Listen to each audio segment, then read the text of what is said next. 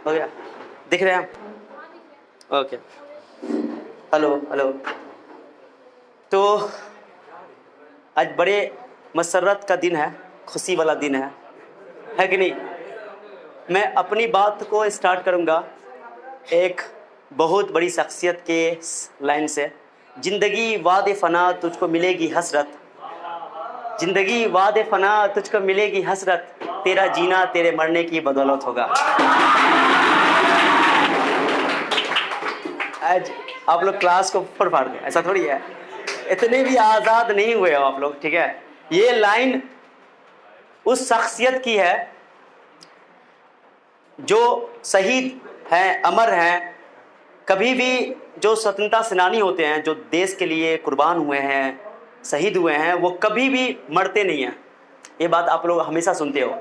ये अशफाकुल्लाह खान बहुत बड़े शायर भी थे और अपने देश के लिए वो कुर्बान भी हुए, और उनकी कहानी आप लोग हमारे मुंह से हमेशा सुनते रहते हो। मैं हमेशा 15 अगस्त में ये बात चर्चा करता हूँ, ठीक है? तो ये लाइन जो उनके द्वारा लिखी गई है, उनके मकबरा पर ये लाइन अंकित की गई है। उनकी ये बहुत सारी लाइनों में ये बहुत खूबसूरत लाइन है। अशफाक कहते हैं कि अपने दोस्त, उनके एक बहुत ही अजीज दोस्त बिस्मिल, राम प्रसाद बिस्मिल का नाम शायद आप लोग सुने होंगे। वो कहते हैं कि जाऊंगा खाली हाथ मगर यह दर्द साथ ही जाएगा, जाने किस दिन हिंदुस्तान आज़ाद वतन कहलाएगा। बिस्मिल हिंदू हैं, कहते हैं फिर आऊंगा, ले नया जन्म ए भारत माँ तुझको आज़ाद कराऊंगा। जी करता है कि मैं भी कह दूं पर मजहब से बंध जाता हूँ, जी कहता है कि मैं भी कह दूं पर मजहब से बंध जाता हूँ। मैं मुसलमान हूँ, पुनर्जन्म की बात नहीं कह पाता हूँ। हाँ खुदा अगर मिल गया कहीं, अगर खुदा मिल गया कहीं, अपनी झोली फैला दूंगा और जन्नत के बदले उससे एक नया जन्म ही मांग लूंगा।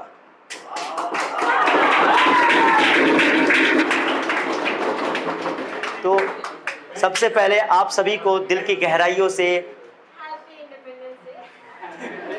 स्वतंत्रता दिवस की, यौम आज़ादी की बहुत बहुत हार्दिक शुभकामनाएं, बहुत बहुत मुबारकबाद। ये वो दिन है जिस दिन को देखने के लिए, जिस दिन को लाने के लिए हमारे बुजुर्गों ने, हमारे बड़ों ने बहुत ही मशक्क़त, बहुत ही मेहनत, बहुत ज़्यादा जद्दोजहद किया है। और इसकी अहमियत को हम लोगों को समझना पड़ेगा। और ऐसा नहीं है कि हमारे अंदर देशभक्ति, वतन परस्ती केवल आज ही के दिन है। हाँ, इसको हम सेलिब्रेट करते हैं ताकि हम अपने उन बड़ों को, उन बुजुर्गों को याद कर सकें जिनका हम पर बहुत बड़ा हक है। उनके हक को तो अदा नहीं किया जा सकता है, लेकिन हम उनके जो सपने थे, उनके जो द्वारा देखे गए सपने थे, जिनके लिए उन्होंने अपनी कुर्बानी दी थी, अपना खून से इस देश के मिट्टी को सींचा था, उसके सपनों को, हम उनके सपनों को पूरा कर सकते हैं। जब हमारा पास्ट कैसा था, वो उसका परिणाम आज है। हमारा देश का जो पास्ट कैसा था, उसका परिणाम आज है कि हम आज़ाद हैं, आज़ादी के माहौल में जी रहे हैं और अपने देश की को तरक्की के राह पर ले जा रहे हैं और अपने देश की तरक्की में अपना योगदान दे रहे हैं। लेकिन आने वाला कल कैसा होगा, आने वाला फ्यूचर कैसा होगा हमारे देश का, वो आज से डिसाइड होगा। आज हम जो करेंगे, जो हमारे बुजुर्गों ने किया, वो आज हमको मिल रहा है, हम उसको काट रहे हैं। जो उन्होंने बोया वो हम उसका फ़ायदा उठा रहे हैं। लेकिन आज हम जो बोएंगे वो हमारे पीढ़ी, आने वाली पीढ़ी, हमारा देश किस तरह का होगा, हमारी पीढ़ी को क्या लाभ होगा, क्या फ़ायदा होगा, ये सारा हमारे इस प्रेजेंट पे डिपेंड करता है। तो हमको ये चाहिए कि हम लोग क्या करते हैं, अक्सर बच्चे कि हर सेलिब्रेशन करते हैं, छोटे अपना जो फेस्टिवल है, जो मजहबी फेस्टिवल है, वो तो सेलिब्रेट करते हैं, उसमें कोई बुराई नहीं है। लेकिन जब भी अपने नेशनल फेस्टिवल का वक्त आए, जब भी अपने देश की आन बान शान की बात आए, तो उस समय में हमें चाहिए कि हमें सबसे आगे रहना चाहिए हमेशा। ऐसा नहीं कि हमारे अंदर देशभक्ति की भावना नहीं है, क्योंकि हम लोग भी तो उन्हीं बुजुर्गों में से हैं, यानी कि उनकी पीढ़ी में से हैं। बुजुर्गों नहीं हैं हम लोग, उनकी पीढ़ी में से हैं, जिन्होंने देश की आज़ादी के लिए, है ना, बहुत खून बहाया, अपना अपने आप को कुर्बान किया। ऐसी ऐसी कहानियां हैं, अगर आप स्वतंत्रता सेनानी के बारे में सुनोगे तो आपका रूह कांप जाएगा। ऐसी ऐसी कहानियां हैं, लोग हंसते हंसते फांसी पे लटक जाते थे। और एक लोग की बात नहीं है, दो लोगों की बात नहीं है। अलग बात है कि स्वतंत्रता सेनानी में हम लोग कुछ को काउंट करते हैं। बहुत सारे स्वतंत्रता सेनानी, बहुत सारे फ्रीडम फाइटर्स ऐसे हैं जो गुमनाम हैं, जिन्होंने बहुत बड़े बड़े काम किए हैं, लेकिन उनके बारे में हमको जानकारी नहीं उपलब्ध है। तो उनको भी दिल से कभी हम लोगों को याद करना चाहिए कि बहुत सारे लोगों का हाथ है इसमें आज़ादी कराने में। अब मैं आज़ाद के बारे में कुछ बात करूंगा कि हम लोग आज़ादी का क्या मतलब समझते हैं। जैसे हमारा देश आज़ाद है, आज हम लोग आज़ाद हैं, तो बहुत सारे बच्चे जो हैं आज़ादी का मतलब कुछ और निकालते हैं। जैसे लड़कियां, जैसे हमारे देश का जो कल्चर है, क्योंकि हमारा देश जो है, हमारे देश की अनेकता में एकता की पहचान है, इसलिए हमारा देश महान है, क्योंकि अनेकता ही हमारी पहचान है। तो अनेकता है क्योंकि यहाँ अनेक धर्मों के लोग रहते हैं, अनेक जातियों के लोग रहते हैं, और तब मिल करके हम देश को ऊपर उठाते हैं, अपने देश की तरक्की को यकीनन बनाते हैं। बहुत सारे कंट्रीज हैं, जैसे आप अपना पड़ोसी देश पाकिस्तान, उसका मायार कहाँ पर है, बुनियाद कहाँ पर है? उसका बुनियाद जो उसके देश का जो तख्लीक हुआ, उस देश का तख्लीक यानी कि ओरिजिन इसी बात पर बेस है कि वो मजहबी है। लेकिन अपना कंट्री कितना कोई कुछ बोलते, अपना कंट्री की सबसे खास बात है कि ये सेक्युलर कंट्री है, धर्मनिरपेक्ष है। और ऐसा नहीं किसी के बोलने से, किसी के नेता के कहने से हमारा देश एक धर्म विशेष का हो जाएगा, ऐसा नहीं है। नेता के कहने से नहीं होगा, या किसी के बयान देने से नहीं होगा, क्योंकि इस देश के तरक्की में हर इंसान का, हर धर्म के लोगों का, हर जाति के लोगों का योगदान है। चाहे वो हिंदू हो, चाहे मुस्लिम हो, चाहे वो सिख हो, चाहे ईसाई हो, किसी के योगदान को कम या ज्यादा आंका नहीं जा सकता है। तो आज़ादी का क्या मतलब है हमारे लिए? तो बहुत सारे बच्चे समझते हैं कि हमको घर पर से खुला छोड़ दिया जाए, खुला घोड़ा की तरह छोड़ दिया जाए, है ना, हमको जो मन करे वो करे, हमारा मन करे तो मूवी देखने जाए, हमारा मन करे तो 3 बजे तक रात तक जगे रहें और खूब व्हाट्सएप, फेसबुक और इंस्टाग्राम चलाएं, और कोई मुझे रोकने वाला ना हो, यही आज़ादी है। ऐसा अगर आप सोचते हैं तो बिल्कुल गलत सोचते हैं। कोई अगर गर्ल्स है, वो ये सोचती है कि हमारे घर में हमको बांध के रखा गया है, हमको पर्दे में रखा जा रहा है ज़बरदस्ती, हमको ये किया जा रहा है, वो किया जा रहा है, हमको घर से बाहर नहीं निकालने दिया जा रहा है, तो मेरे हिसाब से ये आज़ादी का मतलब नहीं है। आप ये गलत सोच रहे हैं। यानी ये सोच रहे हैं कि हम आज़ादी का मतलब ये कि हमको बिल्कुल खुला छोड़ दिया जाए और हमको अपने मन की करने को किया दिया जाए कि करो। ऐसा नहीं है। जब तक कि आपके ऊपर बड़ों का हाथ नहीं होगा, आपको गाइड करने वाले लोग नहीं होंगे, तब तक आप कामयाब नहीं हो पाओगे और देश की तरक्की में आपका कोई योगदान नहीं हो पाएगा, क्योंकि हर इंसान को एक गाइडलाइन की जरूरत पड़ती है।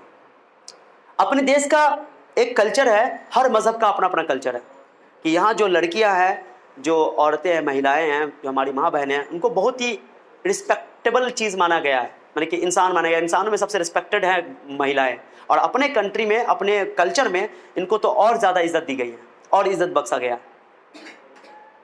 अपने कंट्री में जैसा कि वेस्टर्न कल्चर है, तो वहाँ पहनावा को लेकर के बहुत सारी बातें होती हैं, और अपने कंट्री का कल्चर देखो, यहाँ पहनावा को लेकर के हम लोग का अलग ही पहनावा है। ये हमारी पहचान है। इसका मतलब नहीं कि हम वहाँ वेस्टर्न कल्चर को अडॉप्ट कर लें और कहें कि हमारा यही आज़ादी का मतलब है। नो, हम अपने कल्चर में रह करके, ढल करके देश को आगे बढ़ाएंगे, देश की तरक्की में योगदान देंगे। यही हमारी आज़ादी का सही मतलब है। हम अगर कोई पूरा चेहरा ढकता है, सर ढकता है, कपड़ा से पूरा ढकता है, ये आज़ादी है, उसकी अपनी खुद की आज़ादी है, लेकिन उसको कोई ज़बरदस्ती नहीं कर सकता है, क्योंकि ये हमारे कल्चर का पार्ट है ना। जैसे हमारे कल्चर में, हिंदू में, मुस्लिम में, कि लड़कियों को जो है कहा गया है कि कपड़े से ढक कर रखें अपने आप को, ये कल्चर है। लेकिन कोई इसको अगर जोर दे कि कट्टरता से कि नहीं आप ज़बरदस्ती उसको कर रहे हैं, अगर कोई ज़बरदस्ती कर रहा है तो ये तो गलत है। लेकिन हमारे कल्चर में ये हिस्सेदारी है, ये बात है, तो हम अपने कल्चर को फॉलो करते हुए अपने आप को भी कामयाब करेंगे और अपने देश को भी, देश की तरक्की में भी योगदान देंगे। यही आज़ादी है।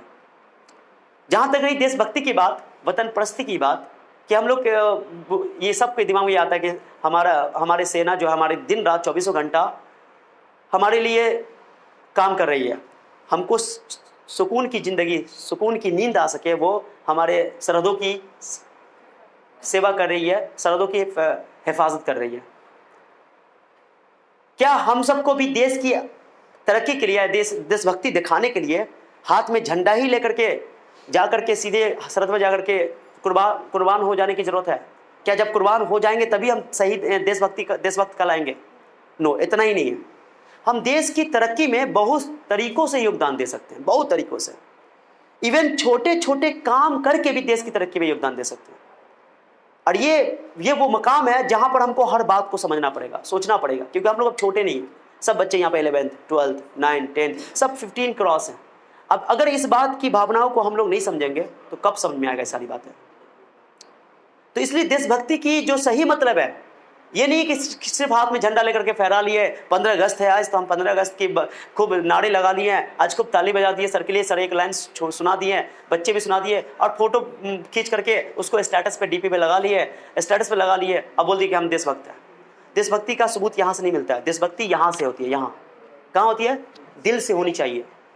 इज्जत दिल से होनी चाहिए। अपने झंडे का इज्जत कहाँ से होनी चाहिए? दिल से होनी चाहिए, नीचे नहीं गिरना चाहिए। ये जिस तरह हमारे लिए धार्मिक ग्रंथें बहुत ही हमारे लिए मायनेदार है, हमारे लिए वैल्यूएबल है, कभी भी कुछ हो जाता है, पैर लग जाता है या हाथ लग जाता है तो उसको हम चूमते हैं, हमारे लिए हमारा झंडा भी हमारा गुमान है, फख्र है, स्वाभिमान है। ये अगर कभी भी ये एक तो गिरना नहीं चाहिए, और गिरे तो उसको दिल से लगा रखना, नीचे गिरना नहीं चाहिए, क्योंकि हमारा झंडा जब तक उठा रहेगा हमारा देश तरक्की करता रहेगा। हमारे देश का ये पहचान है। तो छोटा छोटा काम करके हम देशभक्ति साबित कर सकते हैं। कोई बच्चा, कोई स्टूडेंट है या कोई इंसान है जिसके अंदर एक क्वालिटी है कि अगर आप, मैं हमेशा बोलता हूँ, 15 अगस्त जब भी आता है बोलता हूँ कि आपको देशभक्ति साबित करने के लिए आपको बिल्कुल सरहदों पे जाने की जरूरत नहीं है। हाँ, अगर वो लोग तो बहुत ही लकी हैं जो सरहदों पर हैं, हमारी सेवा कर रहे हैं, उनका मर्तबा बहुत ऊंचा है। लेकिन देशभक्ति साबित करने के लिए हमको छोटा छोटा काम भी कर सकते हैं। पहला काम ये कुछ काम ये कर सकते हैं, जैसे मान लो रास्ते पे हम चल रहे हैं, रास्ते पे कोई पत्थर पड़ा हुआ है, कितने लोग हैं आजकल, लोग इतने इनटॉलरेंट हो गए हैं ना, इतने इनटॉलरेंट हो गए हैं कि रोड पे बहुत सारा पत्थर पड़ा रहेगा, बड़ा एक ईंटा पड़ा हुआ है, लोग इतने बिजी हो गए हैं, जिनसे पूछो सब बिजी है। बड़े तो बिजी है ही, बच्चे बिजी भी हो गए हैं, छोटे छोटे बच्चे, जो बच्चे की उम्र है खेलने की, उनको क्रिकेट खेलना चाहिए, फुटबॉल खेलना चाहिए, उनको जाकर के टालगुली खेलना चाहिए, उनको गाड़ी चलाना चाहिए, छोटा साइकिल चलाना चाहिए, उस एज में वो बिजी है। जहां बिजी होना चाहिए कहाँ, वहां नहीं बिजी है, जहां बिजी नहीं होना चाहिए वहां बिजी है। अब बोले क्या करो बेटा, बिजी, हमको अभी डिस्टर्ब मत कीजिए। छोटा बच्चा है, 4 साल का है, मम्मी बुला रही है, चिल्ला रही है, बिजी है। ये बिजी कहाँ है हम लोग बिल्कुल अपनी प्रोडक्टिविटी को खोते जा रहे हैं। जानते हो कहाँ? फालतू की चीजों में।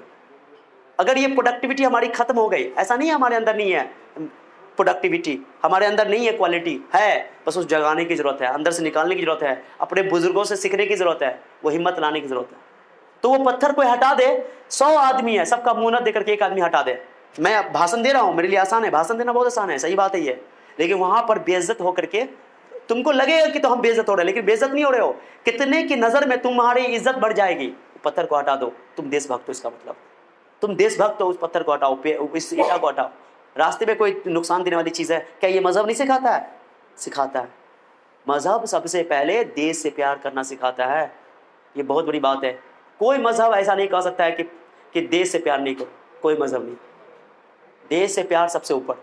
जब भी देश का बात आता है तो देखते हो कितना आदमी इमोशन हो जाता है, इमोशनल, बिल्कुल इमोशनल हो जाता है, भावनात्मक रूप से भर जाता है, आंखें भर जाती है आदमी की, है ना। तो देश की बात तो जब भी हो ना, कोई भी करे ना, कौन बोलने वाला मैटर नहीं करता है। सबसे इंपॉर्टेंट बात है कि क्या बोला जा रहा है। जैसे यहाँ पर एहसान सर बोल रहे हैं या कौन बोल रहा है वो मैटर नहीं है, इंसान कौन बोल रहा है मैटर नहीं करता है, क्या बोला जा रहा है ना, ये बहुत बड़ी बात है। देशभक्ति की एक सबूत मैंने बताया कि आप वैसे दे सकते हो। आप स्टूडेंट हो, आपको पढ़ने के लिए यहाँ बुलाया भेजा गया, आपके मम्मी पापा, आपके पेरेंट्स, आपके घर वाले बहुत उम्मीदों से यहाँ भेजे हैं। उनका उम्मीद आप पर भी है, हम पर भी है, हमारे इंस्टीट्यूट पर भी है। आप उनके उम्मीदों को मत तोड़ो। आप जिस मकसद के लिए आपको यहाँ भेजा गया उस मकसद को पूरा करो। कुछ कम करेगा, कुछ ज़्यादा करेगा, अलग बात है, लेकिन जिस मकसद के लिए आप आए हैं उस मकसद को पूरा करो। जब ये कर रहे हो आप ईमानदारी से, इसमें आप झूठ नहीं बोल रहे हो, ईमानदारी से कर रहे हो, बेईमानी नहीं कर रहे हो, इसका मतलब आप क्या हो? देशभक्त हो, वतन प्रस्त हो। वतन प्रस्त होने के लिए ये भी है मैं टीचर हूं, मैं पढ़ाता हूं, मैं इस इंस्टीट्यूट में मेहनत कर रहा हूं और बच्चों के लिए दिन रात एक कर रहा हूं। मैं इसमें अगर बेईमानी कर रहा हूं तो मैं, ये देशभक्ति नहीं है मेरे अंदर। बेईमानी कर रहा हूं काम में, मैं पढ़ाने में बच्चों पर ध्यान नहीं दे रहा हूं, जो बच्चा मुझसे क्वेश्चन कर रहा है उसका जवाब मैं नहीं दे रहा हूं, मैं टाइम काट रहा हूं या बच्चों पर सही से ध्यान नहीं दे पा रहा, तो ये बेईमानी है। बेईमानी यानी कि देशभक्ति नहीं है ये। अगर ईमानदारी से आप पढ़ा रहे हैं, कोई भी टीचर, कोई स्कूल में टीचर है, सरकार उसको पैसा देती है, आपको तनख्वाह मिलती है, तनख्वाह तो दूर की बात है, आपकी जो रिस्पॉन्सिबिलिटी, आप जिस जिम्मेदारी के लिए चुने गए हैं उस जिम्मेदारी को पूरा करते हैं, यानी कि आप देशभक्त है। ठीक है, तो देशभक्त होना, आप हर जिंदगी के हर शोबे में, अपने लाइफ के हर पार्ट में जाकर के आप देशभक्ति साबित कर सकते हो। उसके लिए आपको जिस सरहदों पे जाने की कोई जरूरत नहीं। लेकिन अगर आपकी चाहत है सरहदों पे, ऐसा नहीं है कि सरहद पे जाने वाले लोग कुछ नहीं जाना है, जाना है, हिम्मत रखना है, चाहत रखनी है। अगर कोई बच्चा यहाँ पे, कोई लड़का हो या लड़की हो, उनको अगर सरहदों पे जाने की इच्छा है तो मेहनत करे, जानकारी ले। इतना आसान नहीं है। सब लोग कहते हैं, कट्टर लोग सब आते हैं, कुछ हिंदू से आते हैं, कुछ मुस्लिम से आते हैं, कहते हैं कि आज हमको सरहदों पर भेज दिया जाए, हम उस कंट्री को मिटा देंगे। ऐसा थोड़ी है, बोलने से चल जाएगा। उसके लिए कितनी तैयारी होती है जानते हैं आप लोग, कितनी प्रिपरेशन होती है। मैं हमेशा एक कंट्री का बहुत ज़्यादा चर्चा करता हूँ, आपको पता है ना, एक कंट्री है इजराइल। मैं हमेशा चर्चा करता हूँ, मैंने बैच में भी कई बार बच्चों को बोला है कि बस 90 लाख की आबादी वाला एक कंट्री, 90 लाख की आबादी का कंट्री, अपने बिहार की आबादी 13-14 करोड़ की आबादी है। ऐसी ऐसी कंट्री जो है, वैसी इजराइल जैसी कंट्री अपने बिहार में 12-13 बन जाएगा। समझ कितनी आबादी है। लेकिन वहाँ का टेक्नोलॉजी, वहाँ का एजुकेशन, क्या वहाँ के लोग धर्म मानने वाले नहीं हैं? धर्म के मानने वाले हैं, लेकिन वहाँ एजुकेशन को इंपॉर्टेंस इतना दिया जाता है। वो ऐसी कंट्री है कि उस कंट्री से किसी को लड़ने के लिए हिम्मत चाहिए। वैसा टेक्नोलॉजी, उसके टेक्नोलॉजी को देख दुनिया खरीदती है, लेती है, सीखती है। पूरा अमेरिका उससे खरीदता है, अपना भारत देश उससे खरीदता है। उसके पास टेक्नोलॉजी का ताकत है, ज्ञान का ताकत है, नॉलेज का ताकत है। क्या मजहब को नहीं मानता? वो मानता, अपना जो उसका मजहब है, मजहब को ही मानता है, लेकिन अपने देश के लिए। अब वहाँ जानते हो, जो बच्चे जैसे ही बड़े होते हैं, अक्लमंद होते हैं, उनको मिलिट्री की ट्रेनिंग, सैनिक की ट्रेनिंग दे दी जाती है, क्योंकि वहाँ वो हमेशा अपने पड़ोसी देश से उसका मामला चलता रहता है, युद्ध चलता रहता है। ठीक है, लेकिन उस कंट्री को कोई नहीं हरा पाएगा, तब तक नहीं हरा पाएगा जब तक कि वो अपने मजहब और अपने आप पर, यानी कि अपने नॉलेज पर, अपने टेक्नोलॉजी पर, अपने ज्ञान पर वो टिका रहेगा। वो एक टाइम था कि उस पूरे, आप लोग सुने हो, जैसे जो इजराइल कंट्री है वो यहूदियों का कंट्री है। यहूदी एक रिलीजन है, मजहब है। जैसे मुस्लिम एक मजहब है, जैसे एक हिंदू एक मजहब है, ईसाई एक मजहब है, उस तरह यहूदी भी एक मजहब है। ठीक है, हमको किसी मजहब को हिकारत की नज़र से नहीं देखना है। नहीं कि हमारा मजहब बहुत अच्छा है और उसका मजहब बहुत खराब है, ऐसा नहीं है। मजहब तो ये सिखाता है कि आप सबको अच्छा कहो, सबको अच्छा कहो, यही तो मजहब है। What happened? Any problem? समझे मैं क्या बोल रहा हूँ? वो कंट्री एक टाइम था कि बर्बाद हो रहा था, उसकी सारी चीजें बर्बाद हो रही थी। आप सुने होंगे जितने बड़े बड़े साइंटिस्ट हैं, एक साइंटिस्ट जो आइंस्टीन है वो भी यहूदी थे। बहुत सारे साइंटिस्ट वहाँ से निकलते हैं, उस मजहब से निकलते हैं, क्योंकि वहाँ लोग अंधभक्त ज़्यादा नहीं होते हैं। अंधभक्त किसको बोलते हैं? बिना सोचे समझे, बिना किसी लॉजिक के, बिना तर्क किए सीधे किसी की बात को मान लेना। जैसे अपने कंट्री में किसी को सीधे अर्श से फर्श तक उठा दिया जाता है, फिर सीधे फर्श उसको धक्केल करके, धक्का मार करके, है ना, फर्श पर, अर्श से सीधे फर्श पर लुटका दिया जाता है। मैंने पल में बर्बाद उसका लाइफ। यहाँ हम लोग को सीखना पड़ेगा ये सारी चीजें। ठीक है, तो देशभक्ति साबित करने के लिए हमारे पास बहुत सारे पैमाने हैं, बहुत सारे स्केल है। तो मैं आप लोगों से रिक्वेस्ट करूंगा कि जब भी देशभक्त की बात हो, देशभक्ति की बात हो, सब लोग अपनी जगह पर अपना काम ईमानदारी से करें। टीचर टीचिंग अच्छा से करे, स्टूडेंट अपना पढ़ाई अच्छा से करे, माताएं घर में जो काम कर रही हैं, घर पे अपना काम कर रही हैं, वो जो स्कूल में टीचर हैं, जो हेड मास्टर, वो अपना काम करे, इंजीनियर अपना काम करे, डॉक्टर अपना काम करे। तो देखो देश की तरक्की में छोटे छोटे योगदान की वजह से ना हमारा देश तरक्की करेगा, और हम देश की तरक्की में योगदान देंगे। क्या ऐसा करेंगे? आवाज नहीं आ रहा है। तो इसलिए हमारे देश की जो खासियतें हैं, उन खासियतों को सीखना है, पढ़ना है, समझना है, और हमें आगे बढ़ना है। जब हम आगे बढ़ेंगे, कोई ऐसा इंसान हो सकता है कि कोई बिना आगे बढ़े, खुद को आगे बढ़ाए, देश की तरक्की में योगदान देते? ऐसा हो सकता है?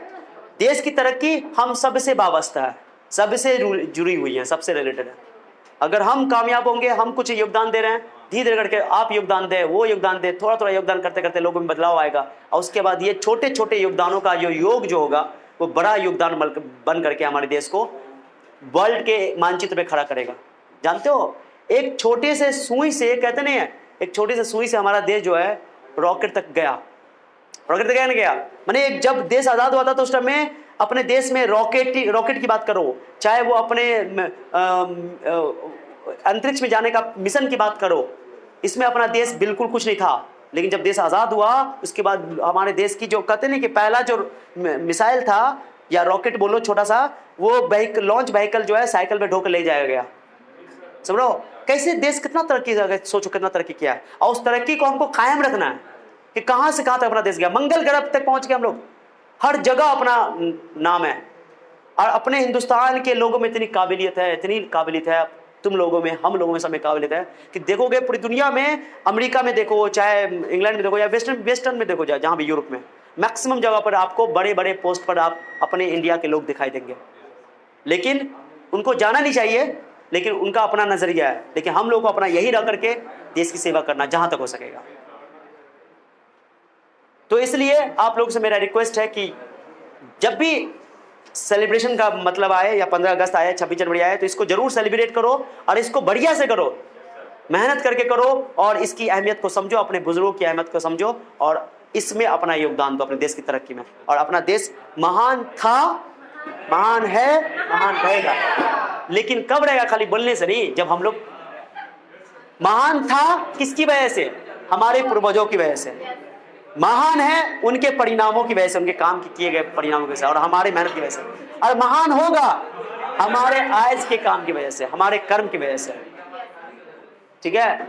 कहते नहीं है, कुछ तो बात है हस्ती मिटती नहीं हमारी, कुछ तो बात है हस्ती मिटती नहीं हमारी, सदियों रहा दुश्मन दौरे जमा हमारा, सदियों रहा दुश्मन दौरे जमा हमारा, सारे जहां से अच्छा हिंदुस्तान हमारा। हम बुलबुले हैं इसके, ये गुलस्तां हमारा। हिंदी है हम, वतन है हिंदुस्तान हमारा, सारे जहां से अच्छा हिंदुस्तान हमारा। आवाज तो नहीं आ रहा आप लोगों का? मजहब नहीं सिखाता आपस में बैर रखना, मजहब नहीं सिखाता आपस में बैर रखना, हिंदी है हम, वतन है हिंदुस्तान हमारा। ये लाइन बहुत बड़े शायर हैं, अल्लामा इकबाल साहब, उनके द्वारा लिखी गई है ये लाइन। यूनान और मिस्र व रूमा सब मिट गए जहां से, यूनान और मिस्र व रूमा सब मिट गए जहां से, अब तक मगर है बाकी नामो निशान हमारा, सारे जहां से अच्छा हिंदुस्तान हमारा। तो ये इकबाल साहब के शेर थे। आई थिंक आप लोगों को बहुत अच्छा लगा होगा और मुझे फिर से आप लोगों को बधाई देने में कोई संकोच नहीं है कि 15 अगस्त की आप सभी को यानी कि यौम आज़ादी यानी कि स्वतंत्रता दिवस की बहुत बहुत मुबारकबाद, बहुत बहुत हार्दिक शुभकामनाएं। इन फ्यूचर आप लोग इस तरह सेलिब्रेट करते रहें और अपने देश की तरक्की में योगदान देते रहें। मैं इतनी भी बोलूँगा, किसी बच्चे को अगर बोलना होगा तो आप लोग यहाँ पे, मैंने गाना गा दिया, मैंने सारे जहां से, मैंने गाना गाया तो आप लोगों के लिए, सारे जहां से अच्छा, सारे जहां से गाया तो कौन कौन बताओ, कौन गाते बताओ ना।